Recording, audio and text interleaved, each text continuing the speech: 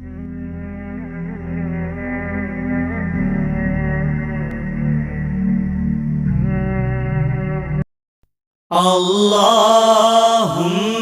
salli ala. Assalamu alaikum warahmatullahi wabarakatuh. Alhamdulillah alladhi hadana li hada wa ma kunna linahtadiya lawla an hadana Allah.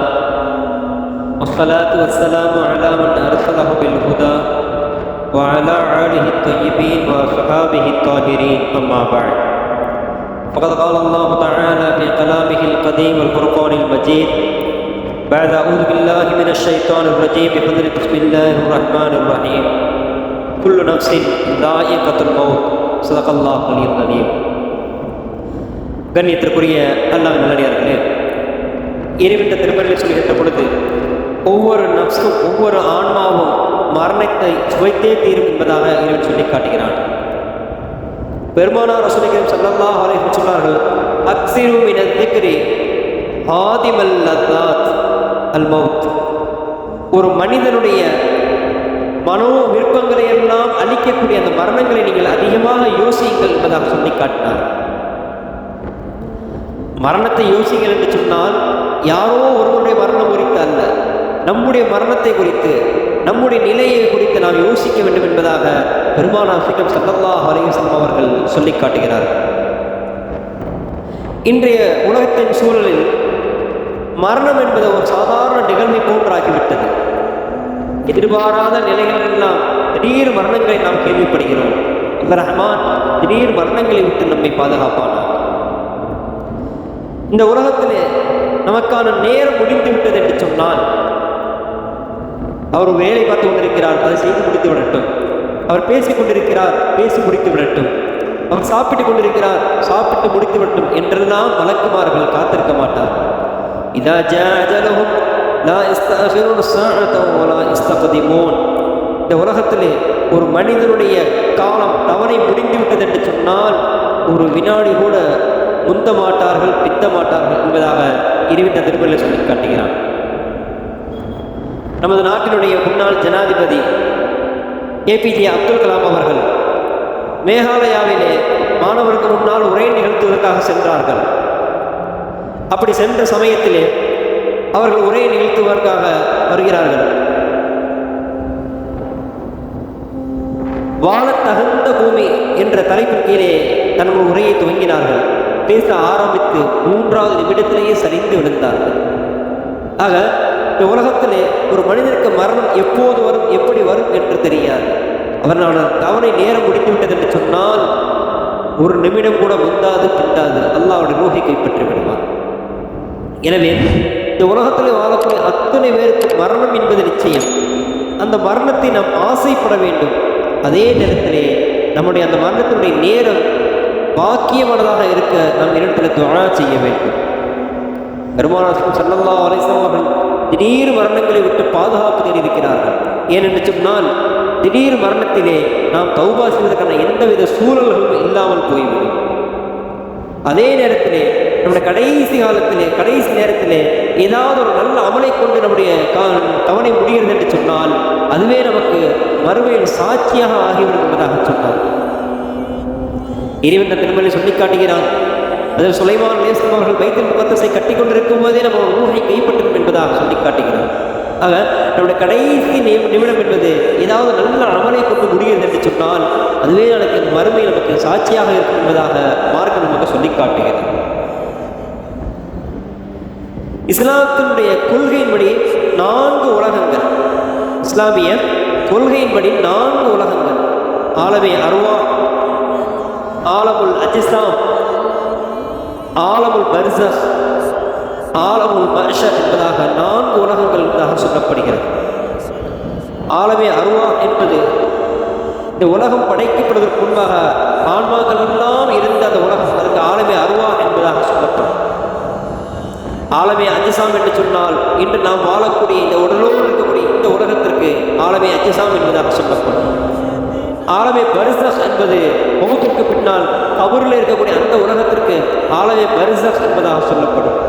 பர்ஸஹ் என்று சொன்னால் தடை, அதாவது இந்த உலகத்திலே இருப்பவருக்கும் பூமி கீழே இருப்பவருக்கும் உள்ள ஒரு தடை. பூமிக்கு மேலே என்னென்ன விஷயங்கள் நடக்கிறது என்று எல்லாவற்றையும் பார்ப்பார்கள். நாம் என்னென்ன பேசுகிறோம் என்று எல்லா விஷயங்களும் கேட்பார்கள். இருந்தாலும் கூட அவர்களுக்கும் நமக்கு மத்தியில் ஒரு தடை இருக்கிறது. கடைசியாக ஆலமே மனுஷர், அதுதான் நிரந்தர உலகம்.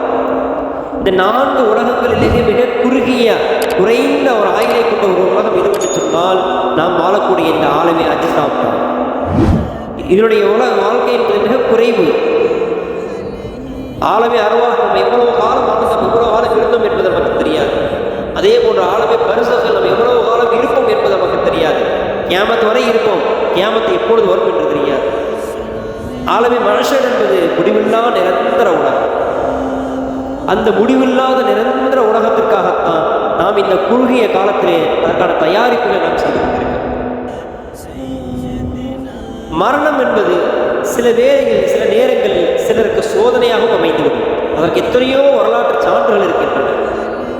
அதற்கு பொருத்தமான அதற்கு சரியான உதாரணம் என்று சொன்னால் ஃபிரௌன், ஆனால் ரப்புக்கும் அலா, நான் தான் பெரிய கடவுள் என்பதாக சொன்னான். ஆனால் கடைசியில் அவனுடைய மரணம் மிக சோதனைக்குரியதாக ஆனது என்பதை நாம் பார்க்கின்றோம், படிக்கிறோம். ஆக சோதனையான மரணத்தை விட்டு நாம் இறைவனத்திலே அதிகமாக நாம் பாதுகாப்பு தேட வேண்டும். இந்த உலகம் என்பது ஒரு மனிதனை மரணத்தை நோக்கி அழைத்து செல்லுகிறது. அது தெரியாமல் நாமும் இந்த உலகத்திலே மரணத்தை தேடி ஓடிக்கொண்டிருக்கிறோம். இமாம் அஹ்மது இப்னு ஹம்பல் ரஹ்மத்துல்லாஹி அலைஹி அவர்கள் தங்களுடைய ஸுஹூத் என்ற கிதாபிலே எழுதுகிறார்கள் ஒரு வரலாற்று நிகழ்வு. அதில் தாவூத் அலைஹிஸ்ஸலாம் அவர்கள் ஆட்சியில் இருந்தபோது அவருடைய அமைச்சரவையில் ஒரு அமைச்சர் இருந்தார், திறமையான அமைச்சர். அவர் தாவூத் அலைஹிஸ்ஸலாமுடைய ஆட்சியிலும் தொடர்ந்தார். அவர்களுக்கு பின்னால் சுலைமான் அலைஹிஸ்ஸலாம் அவர்கள் ஆட்சிக்கு வந்தார்கள். அவருடைய காலத்தில் அமைச்சரவையிலே அரசராக இருந்தார். அப்படி இருந்த சமயத்திலே ஒரு நாள் அதில் சுலைமான் அலைஹிஸ்ஸலாம் அவர்களை பார்ப்பதற்காக ஒரு மனிதர் வருகிறார். தகல அலைஹி சல்லம, சலாம் சொல்லிக் கொண்டு உள்ளே நுழைகிறார். வந்தவர் அரசருக்கு மிக நெருக்கமாக அமர்ந்து சில விஷயங்களை பேசிக் கொண்டிருக்கிறார். அப்படி அவர் பேசிக் கொண்டிருக்கின்ற போது அவருடைய பார்வை முழுக்க யஹுத்து நதுர இலா ஹாதல் வஸீர்.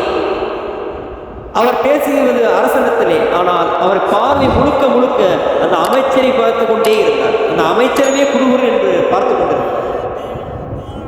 அதை பார்த்த அமைச்சருக்கு ஒருத்தவன் விட்டது. கடைசியாக அந்த நபர் பேசிவிட்டு வெளியே செல்கிறார். சென்றதற்கு பின்னால் அந்த அமைச்சர் சுலைமான் அலைஹிஸ்ஸலாம் கேட்கிறார், வந்தவர் யார் என்று. அவர் மலக்குல் மௌத் சில விஷயங்களை எடுத்து பேசுவதற்காக வந்தார். சரி, அவர் உங்களை பார்ப்பதற்காக வந்தார், உங்களது பேசினார், எல்லாம் சரி.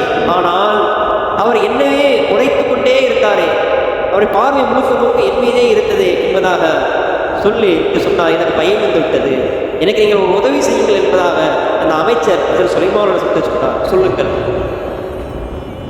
யா நபி அல்லாஹ், அஸ்அலுக பில்லாஹி, அல்லாஹ்வை கொண்டு நான் உங்களிடத்தில் கேட்கிறேன்.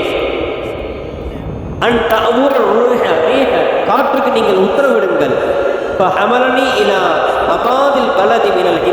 இந்தியாவிலே ஏதாவது ஒரு மூலையிலே என்னை கொண்டு போய் தூக்கி எறிந்துவிடுமாறு காற்றுக்கு உத்தரவிடுங்கள் என்பதாக அவர்கள் கேட்க சுலைமான் அலைஹிஸ்ஸலாம் அவர்கள் காற்றுக்கு உத்தரவிடுகிறார்கள்.